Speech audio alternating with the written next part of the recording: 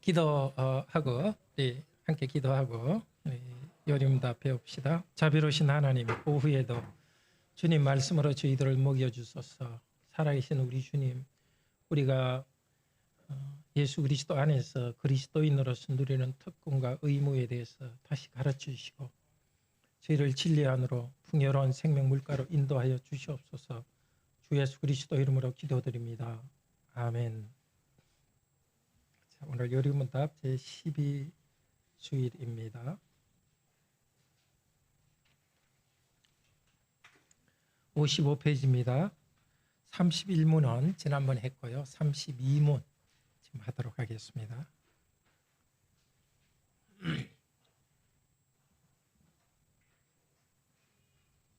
32문. 그런데 당신은 왜 그리스도인이라 불립니까? 왜냐하면 내가 믿음으로 그리스도의 지체가 되어 그의 기름 부음에 참여하기 때문입니다. 나는 선지자로서 그의 이름이 증인이 되며 제사장으로서 나 자신을 감사의 제물로 그에게 드리고 또한 왕으로서 이 세상에 사는 동안은 자유롭고 선한 양심으로 죄와 마귀에 대항하여 싸우고 이후로는 영원히 그와 함께 모든 피조물을 다스릴 것입니다. 그리스도께서 선지자, 제사장, 왕이시듯이 우리도 선지자, 제사장, 왕의 사명과 특권이 있습니다. 자, 교재범에 하겠습니다. 그리스도는 그분의 백성을 그리스도인으로 만들기 위해서 사람이 되셨습니다. 즉 그리스도인은 그리스도의 사람입니다. 성육신하여 사람이 되셨습니다. 기름 부음을 받으셨습니다. 기름 부음 받았다는 것이 히브리어 말로 하면 메시아고요. 헬라 말로 하면은 그리스도입니다. 그러니까 구약 성경에 메시아로 나온 것이나 신약 성경에 그리스도나 똑같은 말입니다. 그리스도인, 이 말은 원래 무시하는 말로 썼습니다. 그리스도인이란 이름은 어느 교회에서 처음 부르기 시작했죠? 예, 안디옥입니다. 안디옥 교회. 무시하는 말로 사용되었습니다. 아그리파 왕이 사도 바울에게 이런 말로 했습니다. 다음 편에 읽읍시다. 내가 적은 말로 나를 권하여 그리스도인이 되게 하려 하는도다. 그리스도인이 되게 하려고 해. 이런 뉘앙스가 있습니다. 베드로전서 4장 16절 읽읍시다. 그리스도인으로 고난을 받은 적 부끄러워 말고. 이 그리스도인은 고난과 연결되어 있었습니다. 그리스도께서 고난 받으신 분이기 때문에 그리스도인도 고난과 연결되어 있습니다. 자, 우리는 믿음으로 그리스도의 지체가 되어 그분의 기름 부음에 참여합니다. 그리스도께서 기름 부음 받으신 분인데 예수 그리스도를 믿음으로써 그리스도에 연합됩니다. 고린도전서 6장 15절 읽읍시다. 너희 몸이 그리스도의 지체인 줄 알지 못하느냐. 그러니까 우리는 그리스도인이 되는 거죠. 그리스도가 전체 몸이라면 우리 한 명 한 명은 한 부분입니다. 요한일서 2장 27절 읽읍시다. 너희는 주께 받은 기름 부음이 너희 안에 거하나니 그의 기름 부음이 모든 것을 너희에게 가르치며 너희를 가르쳐신 그대로 주 안에 거하라. 자, 기름 부음이 우리 안에 있습니다. 기름 부음이 바로 그리스도됨이죠. 그리스도됨. 자, 그리스도의 세 가지 직분도 그리스도와 마찬가지입니다. 첫째는 선지자죠. prophet. 그리스도와 우리가 차이가 있죠. 그리스도께서는 우리의 큰 선지자와 선생으로서 하나님의 감추인 뜻과 경영을 나타냅니다. 그리스도의 선지자 역할은 계시해 줍니다. 알지 못하는 걸. 우리는 그리스도께서 다 나타내어 주신 것을 어떻게 고백하고 그대로 고백하고요. 맞습니다 하고 우리 자신이 고백하고 나아가서 다른 사람에게 그것을 증거합니다. 같은 선지자라도 다르죠. 뭐 예언을 받았다 이런 요즘 그런 것들이 문제가 있죠. 그리스도의 선지자됨이 이미 예언의 말씀은 다 주셨고 우리는 그것을 받아서 고백하고 증거합니다. 그리스도께서 주신 것을 믿고서 그것을 복창하며 나갑니다. 새로운 것이 아니라 반복해서 나갑니다. 자, 그런데 우리를 핍박하는 세상 가운데서 그리스도를 고백하려면 믿음이 필요합니다. 성령께서 깨닫고 또 확신을 주셔야 가능합니다. 예, 용기가 필요하죠.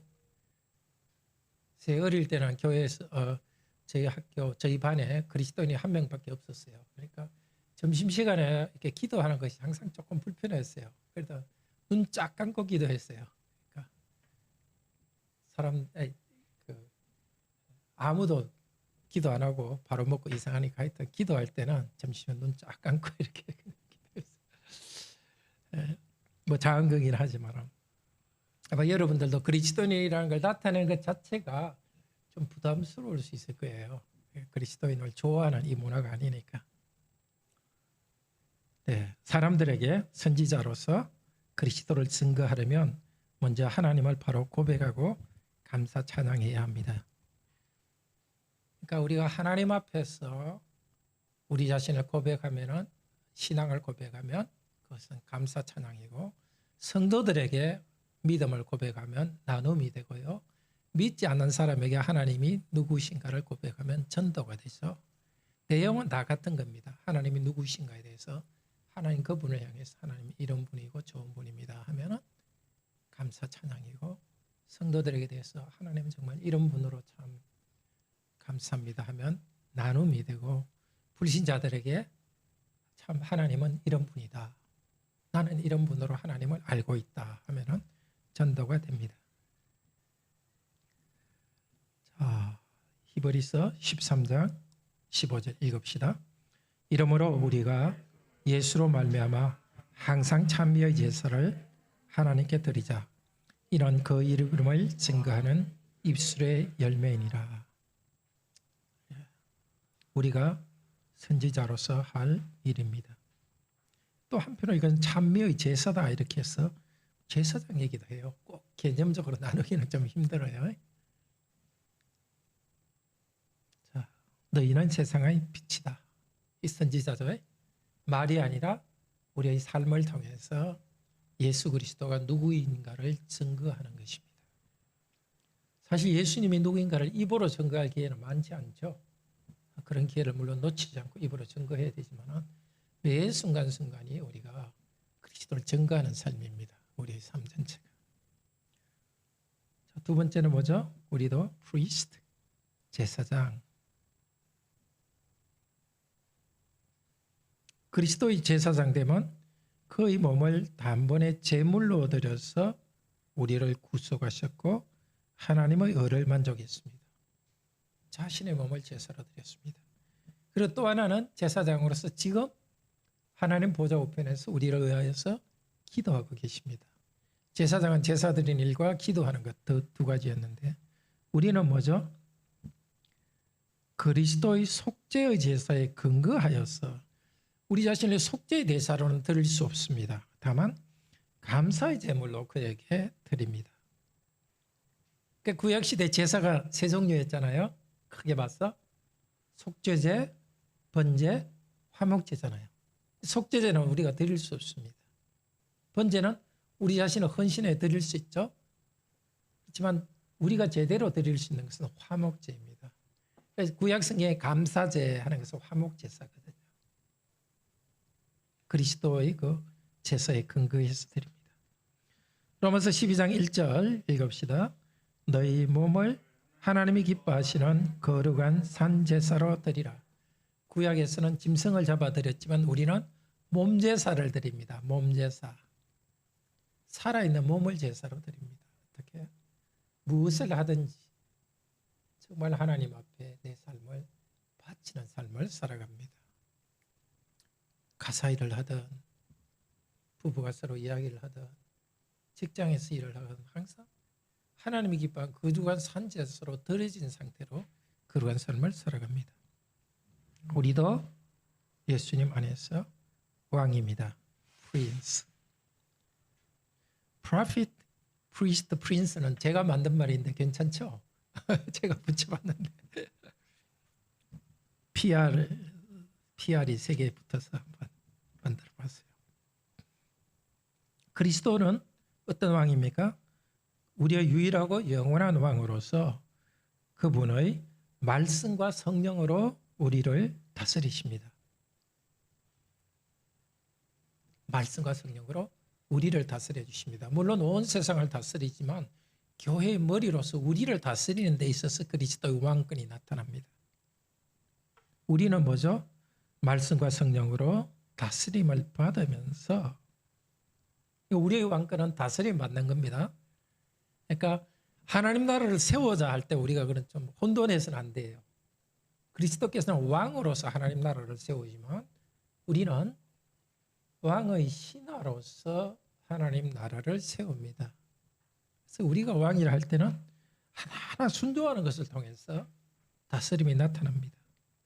죄와 마귀에 대해서 대항하여 싸우는 것도 우리 힘으로 하는 것이 아니라 그리스도께 순종하여야 합니다. 우리가 죄와 싸우고 고난 가운데 거룩한 삶을 사는 것도 하나님이 주신 은혜입니다. 복음입니다. 그렇잖아요. 우리가 인생을 추하게 살면 얼마나 참 부끄럽습니까? 특별히 우리 인생이 마지막 날에 가서 인생을 돌아볼 때 그 죄를 짓고 살아온 인생, 지금 이런 젊을 때나 우리가 죄를 좀 지으면서 뭔가 얻는 것이 있을지도 모르지만 정말 냉정하게 우리가 죽음의 순간에 갈 때는 얼마나 부끄럽겠습니까? 믿지 않는 사람도 마찬가지라는 거죠. 그런데 우리가 하나님의 은혜로 이렇게 거룩하게 살아갈 수 있다는 것도 하나님의 크신 은혜입니다. 계시록 5장 10절 읽읍시다. 저희로 우리 하나님 앞에서 나라와 제사장을 삼으셨으니 저희가 땅에서 왕노릇하리로다. 그러니까 하나님께서 우리를 삼아주셨기 때문에 왕노릇합니다. 계시록 5장 10절은 영원한 새하늘과 새 땅에서 우리가 이 자연 만물을 다스리고 하는 일을 말하고 있습니다. 그렇지만 이미 우리는 이 땅에서 죄와 싸워 이기고 다르게 살아갑니다. 일을 하는 것도 하나님이 정하신 그 말씀의 원리에 따라서 일하는 것은 땅을 다스리는 일을 그리스도께서 이 땅에 일어나기를 원하시는 일을 우리는 하고 있습니다. 왜 일하고 공부합니까? 그리스도가 왕으로 다스리는 일에 우리도 참여하기 때문입니다. 오늘 오전 말씀 중에 당신께서 우리에게 주신 기업이라고 표현하죠. 하나님의 기업, 그리스도의 기업인데 우리가 그 기업을 누립니다. 우리 직장도 생계를 얻기 위한 일터이기도 하지만 그리스도의 몸인 여러분도 그리스도의 몸의 기능입니다.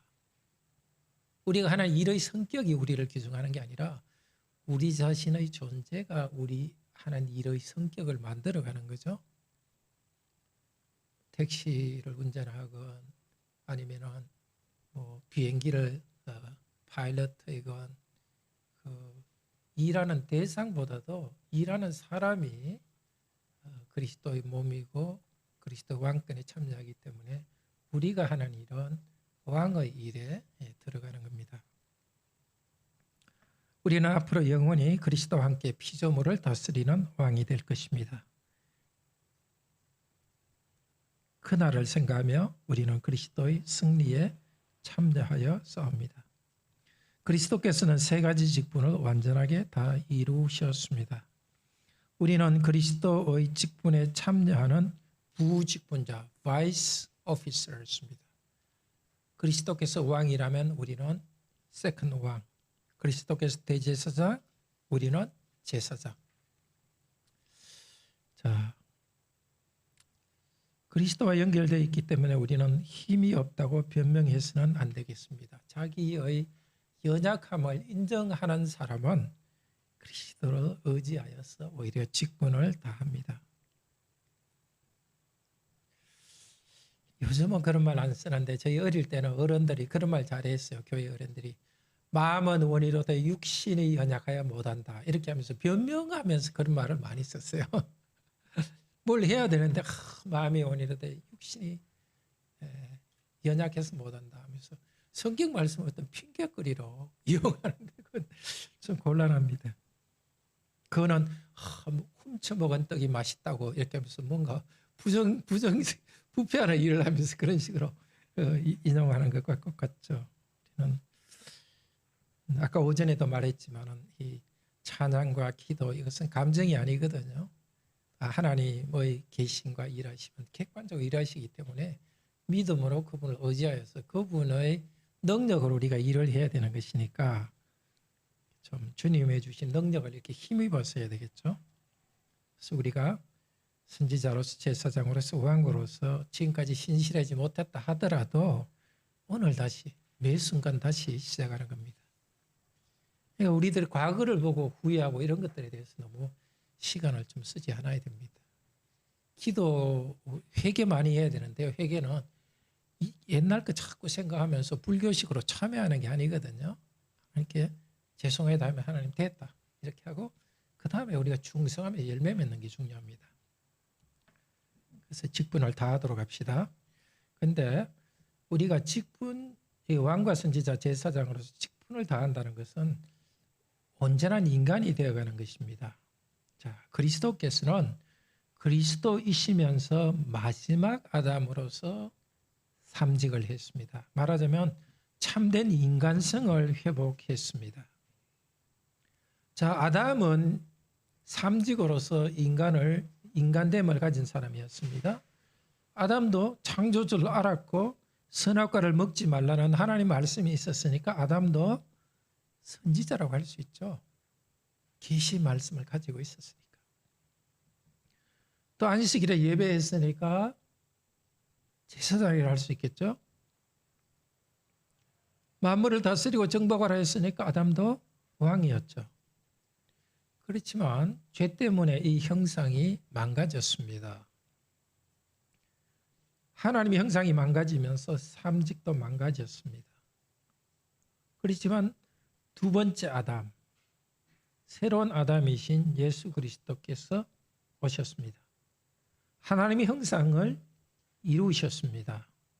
그리스도를 믿는 우리는 하나님의 형상이 회복되고 삼직을 회복합니다. 그러니까 하나님의 형상을 우리가 회복한다는 것은 다른 말로 하면 뭐죠? 하나님의 형상을 다른 말로 하면 사람됨이죠. 사람됨을 회복하는 것입니다. 인간성 회복이라는 것은 삼직을 회복하는 것입니다. 삼직을 행하지 않으면 인간도 아닙니다. 인간도 아닌 인간들이 이 땅에 있죠. 참 우리가 인간다운 사람이 되려면 정말 선지자로 말씀을 배우고 바른 지식을 가지고 고백해야 되겠습니다. 제사장으로서 예배를 드리고 우리 자신을 그 말씀에 따라서 순종하며 살아가야 되겠습니다. 왕으로서 죄와 싸우면서 만물을 다스리도록 합시다. 자, 우리들은 왕이기 때문에 일반 직장에서 같은 일을 해도 좀 다릅니다. 그리스도는 항상 자기가 CEO와 같은 그런 자세를 갖는 겁니다. 대충 해서 뭐 내가 이 회사에 있는 동안 월급만 받고 떠나면 된다 이게 아니라 항상 회사 전체가 마치 자기 일인 것처럼, 왜냐하면 그리스도의 다스림 안에서 내가 있기 때문에 그렇게 합니다. 고대 노예들에게 대해서도 하나님께서 그렇게 말씀하셨죠. 에베소서 6장에 대해서 내가 모든 일을 애매히 고난을 받더라도, 베드로서 4장에 이야기하는 것이고요. 내가 항상 죽게 하듯이 일을 하라. 왜냐하면 땅에서 받지 못한 보상은 주님께서 주시기 때문이다. 그러니까 이 하나의 회사 조직 안에서 일하지만 훨씬 더 큰 하나님의 어떤 세상, 하나님이 창조하신 세상 안에서 여러 활동들이 이루어지는 그 한 부분에 내가 일하고 있다는 거죠. 그런 이야기, 사실인지 모르지만 그런 이야기가 있죠. 어떤 사람이 너무 거리 청소를 너무 잘하는 청소부가 있어서 도대체 왜 이렇게 열심히 하고 있습니까? 이랬더니 저는 하나님이 창조하신 이 큰 정원의 한 부분을 쓸고 있습니다. 그렇게 이야기했다 그래요. 직분과 자질에 대해서도 이해할 필요가 있겠습니다. 왕과 선지자, 제사장의 직분은 내가 능력과 자질을 많이 가지고 있다고 다 되는 것은 아닙니다. 그리스도의 직분에 참여하여서 사명을 다하는 것이 중요합니다. 31문에서 예수님은 그리스도라는 직분을 얻을 때 성부 하나님으로부터 임명을 받고 성령으로 기름 부음을 받으셨습니다. 임명받으면서 기름 부음이라는 능력을 받았습니다. 자, 우리에게도 자질이라는 능력을 주고 자질 때문에 직분자로 부르는 것도 맞습니다. 그렇지만 더 중요한 것은 직분자로 부르시고 임명하여서 그 다음에 자질을 줍니다. 자, 사울과 다윗은 기름 부음으로 임명받은 후에 능력으로 행했습니다. 자, 그러니까 쉽게 말해서 실력이 있으니까 일을 맡길다. 아니면 일을 맡기니까 실력이 늘어나거나. 두 가지 다지만은 그리스도인에게서는 항상 일이 맡겨져 있으면 하나님께서 실력은 주신다는 것을 알아야 되는 거죠. 핑계하지 않고 하는 거죠. 자, 직분은 하나님께서 임명해 주셨다는 것을 바로 알아야 되겠습니다. 하나님이 임명했다는 것을 모르면은 자기 능력을 최대한 키우고 높은 자리에 오르기 위해서만 노력하는 거죠. 이 세상에서 있는 일이죠. 자꾸 높은 학위 따고 또 일을 할 때는 무조건 높은 자리에만 올라가려고 하면서 정말 일 자체를 의미 있게 하는 것들은 가볍게 하는 그 세상에 살고 있습니다.